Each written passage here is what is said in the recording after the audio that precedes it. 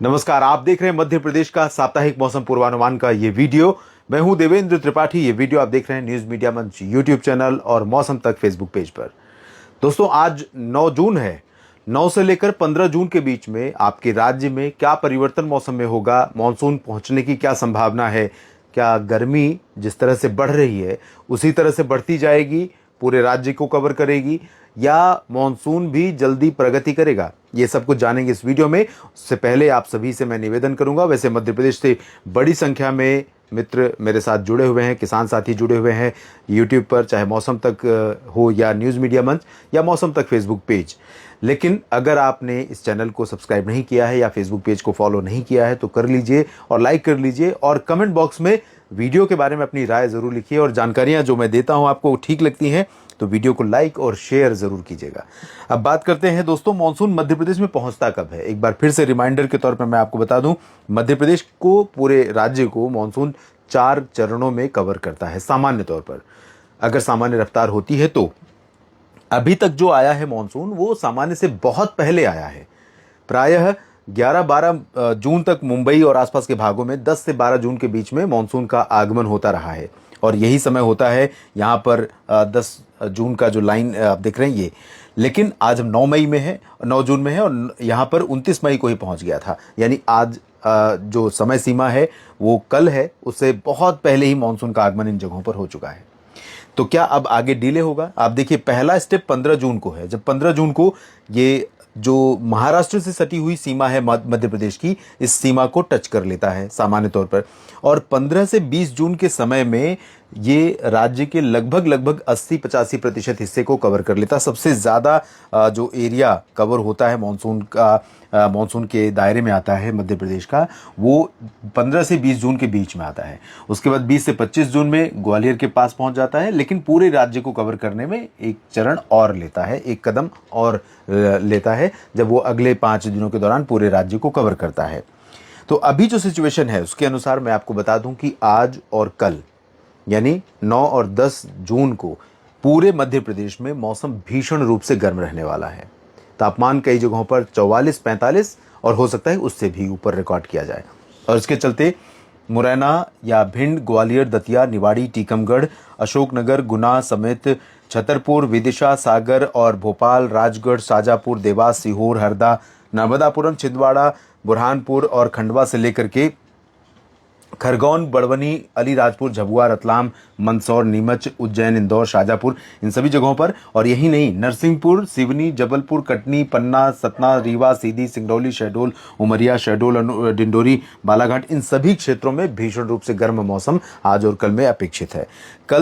कल के बाद परसों से, वैसे कल से ही थोड़े बहुत बादल रात में या पूर्वी हवाएं यहाँ पर आनी शुरू हो सकती हैं पूर्वी क्षेत्रों में, और परसों से यानी 11 जून से 11, 12, 13 जून के बीच में धीरे धीरे हवा इधर से आनी शुरू होगी, और इन क्षेत्रों में बैतूल, छिंदवाड़ा, सिवनी, नर्मदापुरम, नरसिंहपुर, मांडला, बालाघाट, डिंडोरी, उमरिया, शहडोल, कटनी और ये सीधी, रीवा, सतना, पन्ना का जो क्षेत्र है, इन क्षेत्रों पर हवाएं, बादल 12, 13 और 14 जून में कई जगहों पर पहुंचेंगे। 14 जून तक उम्मीद है कि निवाड़ी और टीकमगढ़, दतिया, छतरपुर और आसपास के भागों पर भी बादल पहुंच सकते हैं, और सागर, रायसेन, नर्मदापुरम, बैतूल में भी ये बादल पहुंच सकते हैं और बरसात शुरू हो सकती है।